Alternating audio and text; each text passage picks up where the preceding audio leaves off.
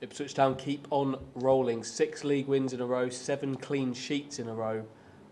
Things are going well at Portman Road, Stu. That's an understatement, Andy. 6 wins in a row in the league within a season for the first time.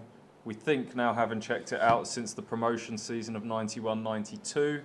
Those sort of runs don't come along very often. 7 clean sheets in a row extends the club record. Ipswich Town are on the march. That was a confident, professional 2-0 win today. Yeah, confidence a really nice word for it, I think. There was a real confidence about Town. They were swaggered. They were, without tearing Shrewsbury apart, they just looked so comfortable with what they were doing in terms of partnerships across the pitch, in terms of the way they moved forward, defended as a team, attacked as a team. This is a really good football team, isn't it? We're into a real business stage of the season now for a football club with designs on promotion, and they're in really good health. Really good health indeed. Yeah, sat here and asked Kieran McKenna in this very chair afterwards what he puts this run down to.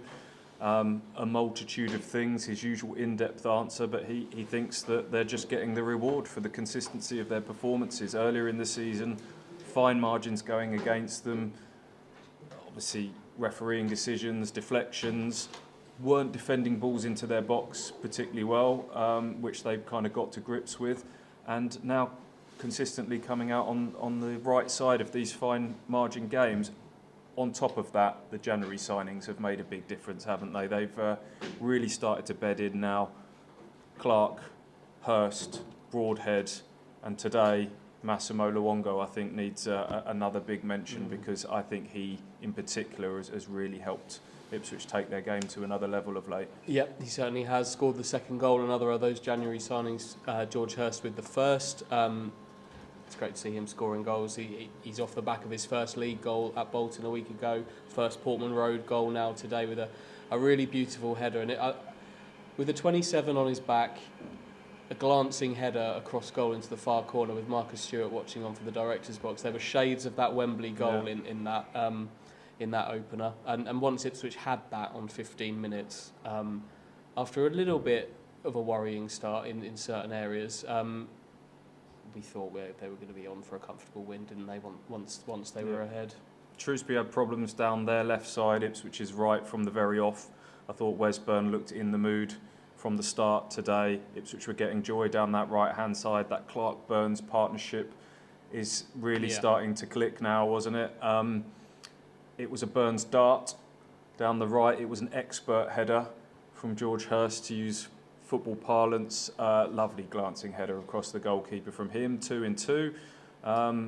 He's really starting to find his role in this team now, isn't he? And from there, I thought, you used the word swagger, I thought Ipswich played with a bit of swagger in that first half, got lots of good positions in the final third, but just weren't quite able to carve out many clear-cut chances, because Shrewsbury defensively are very good. They concede very few goals on the road. So Ipswich got to half-time 1-0 up, were the team on top, but there'd been a couple of reminders that there was work to do. Christian Walton had made a really good save at 0-0 in the 5th minute, tipping one over the bar. He'd had to make a smart stop at his near post just before half-time.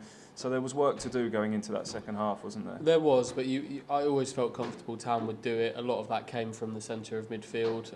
Luongo, as you've already said, we'll get onto him a little more in a minute, but Luongo just brings that little something more, that adult midfield, a bit more strength, drive, winning the ball back. He's fantastic at that, alongside Sam Morsey, who's made it past the threshold for the 2-game ban, which is big. He's gone 9 games without a booking, walked that tightrope for 9 games, 2 months, best part of. That's impressive. He deserves real credit for that. And now he's past that threshold, and that's not something we need to worry about for Town anymore, which is massive, because that central midfield pair is really important, I think. They drive this team, and they dominated their opponents today. Yeah, Luongo was the man who got the second goal.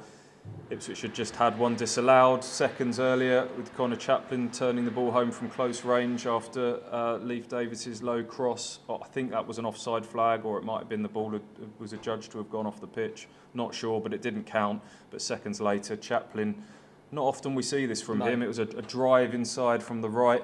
got his shot off, blocking the box, and Massimo Luongo arrived to sweep the ball home. First time, his first goal for Ipswich Town in more than a decade. His last one came on a loan spell in 2012, so that capped a really good performance from him, 2-0.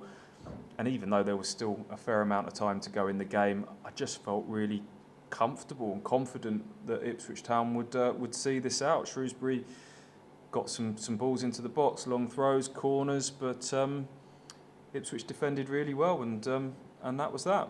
That's where we're at with Ipswich at the moment, isn't it?